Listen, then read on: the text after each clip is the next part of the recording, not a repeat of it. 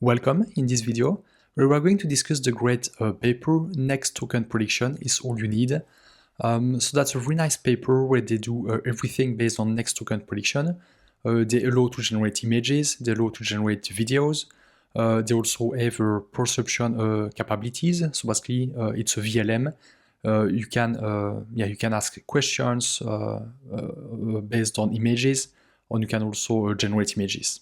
So it's really a multimodal model. It's not based on diffusion at all, as opposed to a lot of approaches such as Sora. It's also it's not leveraging pre-trained models such as Clip. They train their own tokenizers, and then they have an ultra-aggressive next token prediction model, and therefore they can leverage the architecture that have been developed for LLM. Because once you have your tokens, you just need to do next token prediction without any inductive bias, and you can use all the breakthrough from LLM. They say that they surpass flagship models such as SDXL on Lava. Again, there is no diffusion at all. They are not using Clip for merging the text on the images. It's all based on tokens. Basically, that's what they say. They are really converging to a singular focus, tokens. Jensen said that at a recent keynote. Basically, the industry of the future. The future industries will just be the metrics of industries in the future will just be tokens. How many tokens do companies produce? That will be the metrics of the future. And they say that's a promising path towards AGI, or at least to multimodal intelligence. So here we can see a figure. We don't need to spend much time on that, but basically they compare their model to image generation models, as the Stable Diffusion on SDXL, to also vision language understanding, and also to video generation. Again, that's a single model, everything based on next token prediction, and you can do a lot of things.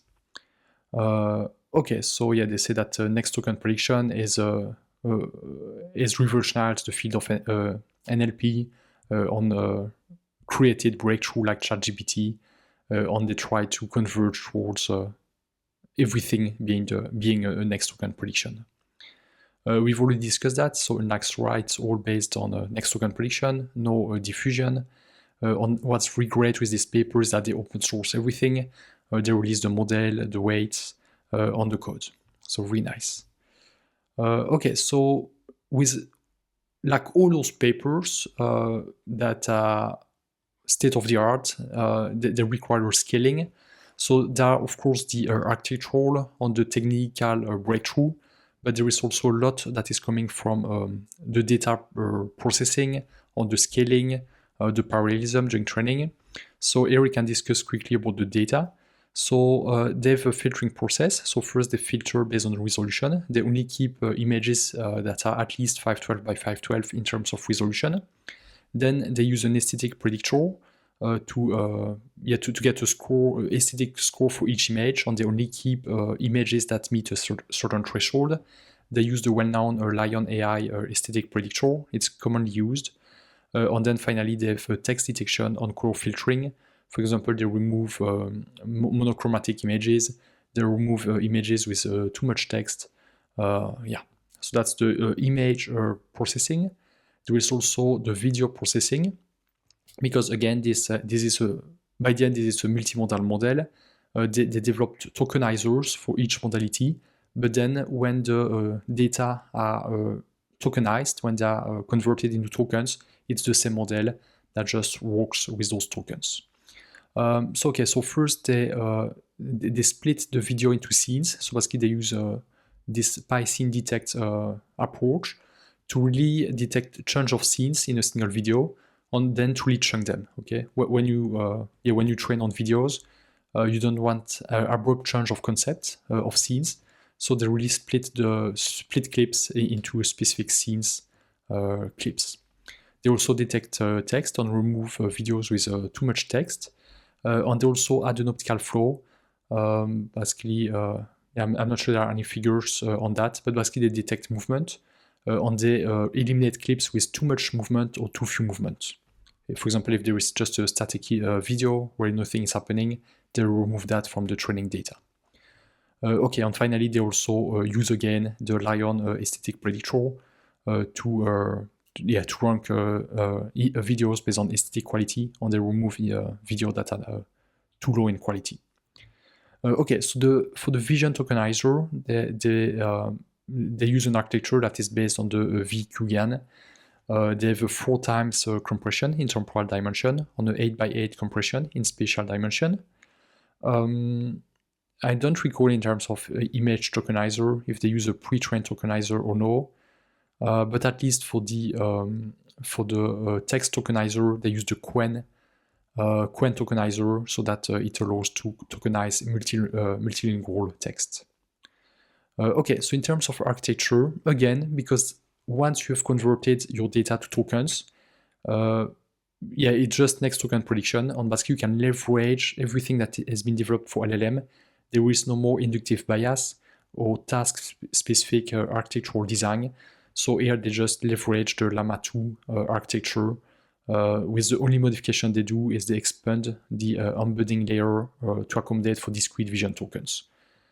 Because I believe the dimension might be different from other modalities. Okay, so here's some description on the model. If you're interested in me implementing this model from scratch, let me know in the comment, and we may do a video where we implement this architecture from scratch. Okay, so so basically,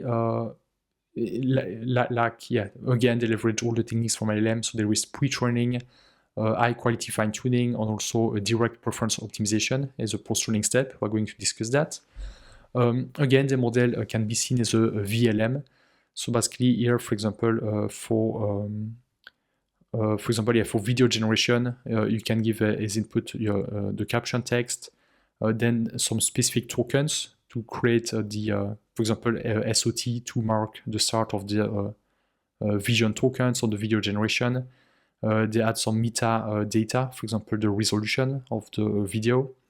And basically everything is trained with the very simple cross-entropy loss. That's here what they discuss, but it's a very standard cross-entropy loss as opposed to diffusion model. You don't need training is straightforward and easy to implement. As we discussed at the beginning of this video, they leverage a lot of parallelism so that they can train on large-scale GPU systems. So on one side, they use tensor parallelism, context parallelism, and also data parallelism. Okay, so as we said, after the pre-training phase, there is the post-training. So for video generation, first there is quality fine-tuning. So they fine-tune on high-quality data.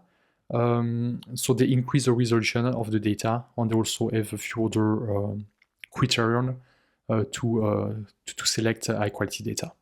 And there is also direct preference optimization, so reinforcement learning, that's standard in training LLM.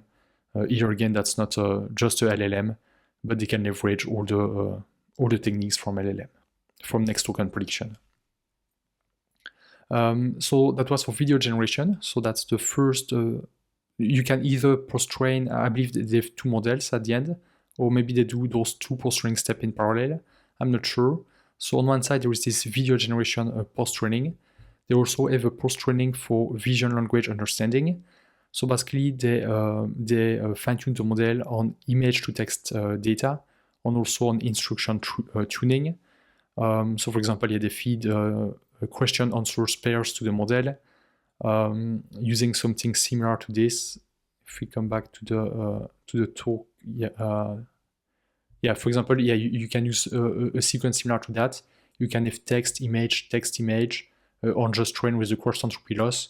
So basically, you can train the model to interact with a sequence of images, text, images, on questions and answers. So we can move on to the main results. So image generation. I think that, they say that they outperform autoregressive diffusion methods in terms of image-to-text alignment. So I think these are open source models. Well, okay, I'm not sure. Well, no, they outperform the autoregressive models on the they have comparable results to state-of-the-art diffusion-based models. Usually those diffusion models, they leverage clip for the interaction between text and images, but here they do not use any pre-trained language model. They say they surpass SDXL on PixArt Alpha, which are well-known image generation models, and they say they're comparable to closed-source DALL-E 3.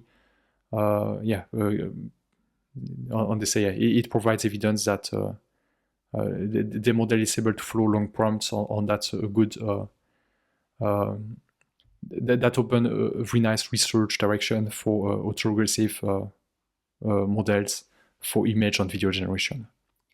In terms of human evaluation, again, they outperform the open source model, and they say that on par with closed source models. That was for image generation. For video generation, I think conclusions are similar. They outperform the majority of open source models, for example, OpenSora, but it seems they fall short for more advanced proprietary model, such as Kling or Gen3. I think that was it for this paper. Maybe there is not a lot, it's not really mathematical or not really technical. There is a bit of technical details, but it's really, once you've built your tokenizer, I've said that many times in this video, sorry, but once you've built your tokenizers, you are just leveraging next token prediction from LLM, and therefore you can just easily clone Llama code, for example, and build on top of that. I really hope this video was helpful to you. If you are interested in more code-oriented video, let me know. I've already, in my YouTube channel, re-implemented 3D Gaussian splatting from scratch, re-implemented Stable Diffusion from scratch. If you're interested, we could also implement the Llama architecture from scratch. Just let me know, and I might generate this content if you're interested. Thank you.